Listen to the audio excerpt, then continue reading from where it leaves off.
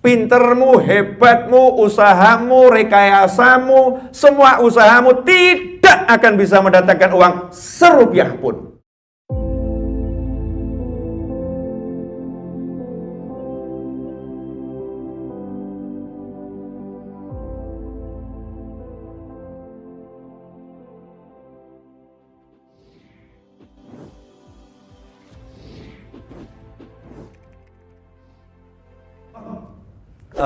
Saya mau nanya satu pertanyaan sederhana. Ini kan di OJK ya, Otoritas Jasa Keuangan, bersama teman-teman Bank Syariat Indonesia. Artinya urusannya al-fulusu wal duitu. Betul ya? Urusannya al-fulusu wal duitu. Saya nanya pada semuanya, Pak Eko di samping kanan saya ataupun siapa yang lain, pilih mana? Dapat 1 sen berkah atau 1 triliun nggak berkah? Jawabannya mesti ngeyel gitu. Saya yakin itu yang nggak ada di opsi 1 triliun berkah. Nah, ini jawaban ini kelihatannya betul, tapi salah. Dari pertanyaan tadi, betul pertanyaannya ya. Jawabannya kelihatannya betul, tapi salah. Karena ngeyelnya itu membuktikan takut kalau 1 sen yang berkah itu sedikit. Ya, berarti masih mikir jumlah angka. Ya, masih mikir jumlah angka 1 triliun. Ikhwani rahimakumullah, jangan pernah mikir jumlah angka. Mau 1 triliun, mau 10 triliun, mau 200 triliun, gak usah dipikir. Tapi fokus kita adalah barokah. Nah, karena banyak orang mikir angka, akhirnya demi angka ini berkah disingkirkan. Oh, saya ngurusin musola sama takmir cuma digaji 10.000, mana mungkin bisa makan angka. Ya, angka. Apalagi guru TPA digaji sama ibu-ibu, ya ibu-ibu dapat dari bapak suaminya. Guru TPA gajinya 1 bulan berapa? Ini 1 anak 5.000 rupiah. Santri TPA-nya cuma ada 10 orang. 1 bulan dapat 50.000 rupiah. Kalau ngitung angka, Masya Allah, kalimatnya kapan sugih? Kapan saya kaya? Ini buat beli beras saja nggak cukup untuk hidup berapa hari ini, habis ini, nggak bisa mikir angka. Nah, kalau kita terbiasa mikir angka dulu, repot hidup ini. Ya, hidup itu nggak boleh mikir angka. Walaupun kita di OJK yang selalu berurusan dengan meneliti angka. Ya, yang diliti angka. Tapi sebagai muslim, dalam kehidupan kita nggak boleh mikir angka. Mikirnya berkah. Kalau udah mikirnya berkah, yang lain akan ikut. Nggak usah dipikir, yang lain akan ikut. Karena al-barokah artinya apa? An-numu. Berkah itu sesuatu yang tumbuh. 1 triliun kalau ujung-ujungnya masuk penjara ngapain? Ya, 1 triliun kalau ujung-ujungnya sakit, nggak bisa ngapain? Tapi kalau berkah seperti tanaman. Tanamannya dia tumbuh, tambah besar. Itu barokah. Sehingga berkah itu manfaatnya bukan untuk kita sendiri, tapi manfaatnya untuk orang banyak. Berkah itu bukan untuk orang di sekitar kita, bahkan untuk anak keturunan kita, untuk cucu-cucu kita, terus cicit kita, mungkin sampai yaumil qiyamah, barokahnya nggak hilang, terus ada. Makanya kalau muslim yang satu ketemu muslim yang lain, itu doanya coba lihat.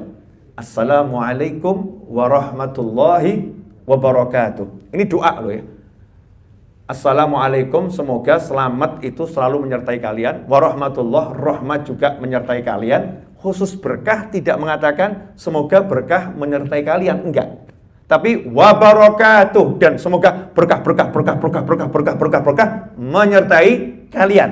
Kalau rahmat enggak dikatakan warahmatuh, enggak dalam bentuk jamak, dan rahmat Allah enggak. Tapi berkah semoga menyertai kalian. Ini menunjukkan kalau kita disuruh betul-betul ngalap barokah, cari barokah. Jadi jangan pernah lihat angka. Nah, ini untuk para istri. Kalau gaji suaminya itu sedikit, jangan ngomong, ya, urip sama kamu gaji cuman segini, kamu mintanya macem-macem. Suaminya jawab, insya Allah barokah. Berkah mikiro.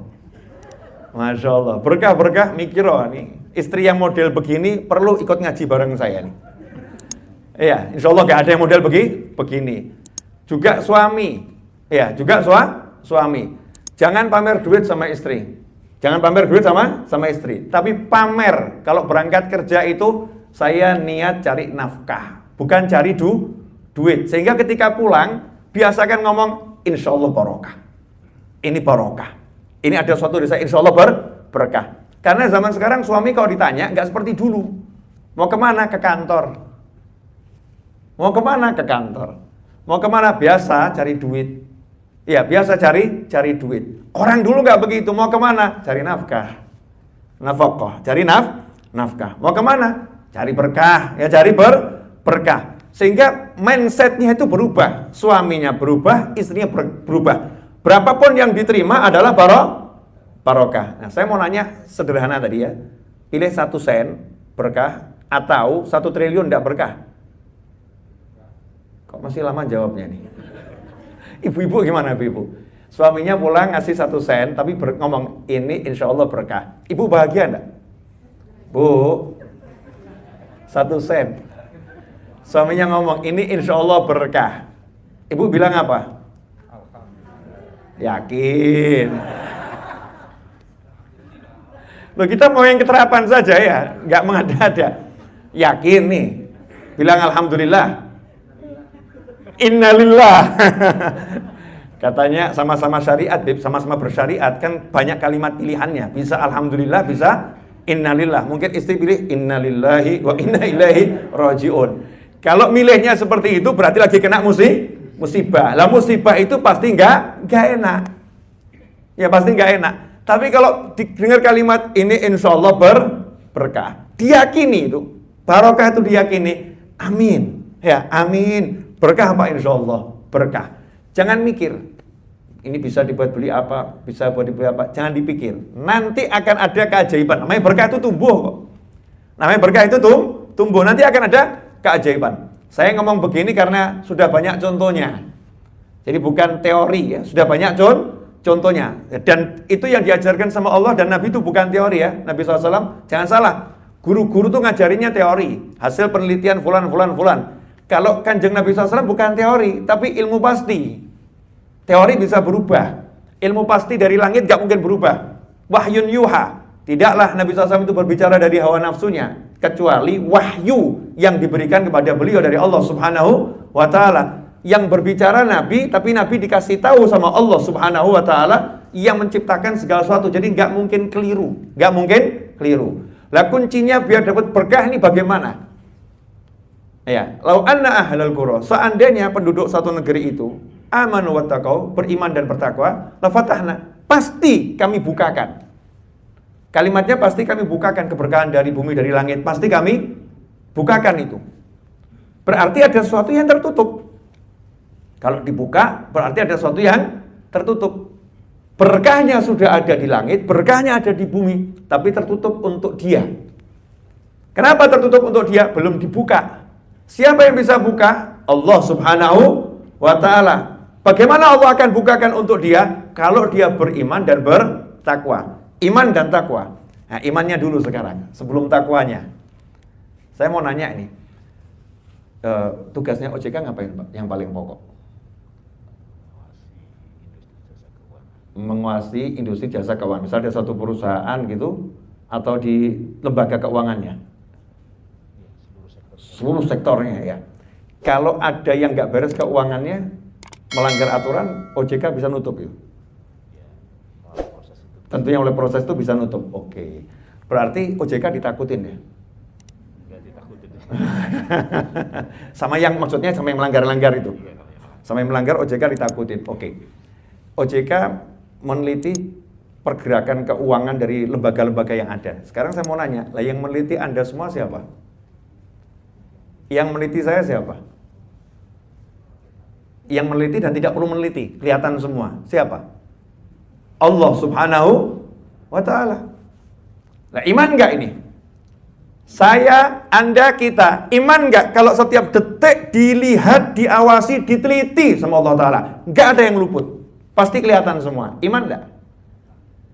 Kalau udah percaya itu, iman itu, insya Allah berkahnya datang. Tapi kita ini imannya sampai di mana? Cuman mungkin percaya, ya percaya dilihat sama Allah, tapi nggak iman. Contoh begini, iman beneran ya.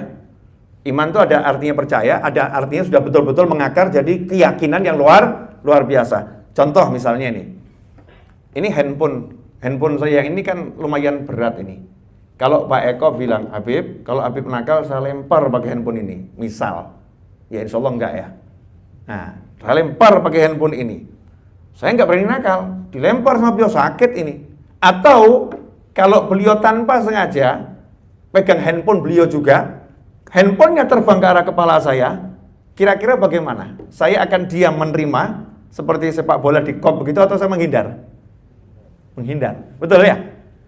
Api, ibu-ibu di rumah masak, kompor menyala, mau nggak tangannya didekatkan ke api? Nggak mau. Boleh wajannya boleh, ya, dandangnya silahkan, tapi tangan nggak boleh dekat sama api. Kenapa? Yakin ini akan membakar, ini panas, ini bisa merusak. Itu namanya iman yang benar gitu. Tahu, kemudian meyakini sehingga akan menghindari kalau itu berbahaya, betul? Akan mendekati kalau itu bawa manfaat. Nah, kita iman sama Allah Ta'ala, ini imannya seperti apa? Kalau urusan duit, mau berkah nomor 1, harus percaya semua urusan duitmu, rezekimu sudah ditanggung sama Allah Ta'ala. Pintermu, hebatmu, usahamu, rekayasamu, semua usahamu tidak akan bisa mendatangkan uang serupiah pun. Gak akan bisa. Kecuali kalau diizinkan oleh Allah Subhanahu wa Ta'ala. Harus itu imannya. Maka kalau ada orang meyakini usahanya dia bisa mendatangkan duit tanpa izin Allah Ta'ala, dia telah musyrik, menyekutukan Allah Subhanahu wa Ta'ala. Bahkan ngeri kalau dalam ilmu tauhid, yang nggak mungkin saya bahas sekarang ya, ngeri dalam ilmu tauhid. Harus meyakini saya mau usaha, saya nggak usaha, rezeki saya udah diatur sama Allah Subhanahu wa Ta'ala. Cuman bedanya kalau saya usaha, maka saya akan dapat pahala. Kalau saya nggak mau usaha, diam saja, nganggur, maka saya bisa jadi orang yang berdosa. Karena mengabaikan kewajiban pada keluarga, mengabaikan kewajiban pada orang tua. Tapi diammu tidak akan mengurangi rezekimu, usahamu tidak akan menambah rezekimu. Itu keyakinannya orang yang bertakwa sama Allah Subhanahu wa Ta'ala. Kalau udah seperti ini, imannya begini, tentunya wattaqau, ini lanjutannya bertakwa. Bertakwa bagaimana? Nggak mungkin dalam aktivitas cari uang dia ambil yang haram. Nggak mungkin dalam aktivitas cari uang dia usahakan yang haram. Dia akan pegang betul, jangan sampai saya bersentuhan sama yang haram. Begitu dia bersentuhan sama yang haram, minta ampunnya itu luar biasa. Istighfarnya nggak berhenti. Ya, istighfarnya nggak berhenti. Kenapa? Ya Allah, saya tersentuh dengan yang haram. Nanti nggak berkah ini. Saya masih ingat ketika guru saya almarhum Habib Anis bin Alwi Al-Habsyi, salah satu jamaah pengajiannya bercerita, Habib, alhamdulillah saya kalau ikut pengajian itu rezeki saya berkah. Kalau saya pas males ngaji, nggak ikut pengajian, rezeki saya nggak berkah. Padahal gajinya sama. Nah, Habib Anis nanya, maksudnya gimana kamu ini? Oh, kalau pengajian berkah, nggak pengajian nggak berkah. Taunya dari mana? Begini, Bib. Kalau saya ikut pengajian, gaji saya itu ya sama. Nggak ikut pengajian, gajinya juga sama. Pengeluarannya yang beda, Bib. Bedanya bagaimana? Kalau ikut pengajian, subhanallah, pulang itu kok ya ada saja tetangga yang nahlilkan keluarganya 40 hari. Sehingga kirim beras. Bulan itu saya jatah pengeluaran beras berkurang. Tiba-tiba kok ada kiriman dari saudara, ya kasih hadiah di luar gaji. Dan anak saya sehat semua. Tapi kalau saya itu malas nggak ikut pengajian, subhanallah, Bib, itu ya ada saja anak saya itu sakit semua, sehingga uangnya habis untuk berobat. Nanti kadang-kadang motornya ganggu, sehingga habis untuk reparasi. Sehingga uang saya ini habis pada hal-hal yang kurang manfaat. Ya kurang manfaat. Terasa betul berkahnya saya ikut pengajian, sama saya nggak ikut pengajian. Ini baru menjalankan taat dan meninggalkan taat. Bukan pada yang wajib, ya, bukan pada yang wajib, suatu nilai tambahan. Ikut pengajian kan nilai tambahan, nggak ikut pengajian nggak jadi masalah. Tetapi beliau merasakan kalau saya nggak ikut pengajian, masalah saya itu banyak. Masalah saya banyak. Begitu ikut pengajian, masalah saya teratasi. Lantas bagaimana dengan orang yang dalam bisnisnya, kerjanya menjalankan yang haram. Naudzubillah min dzalik.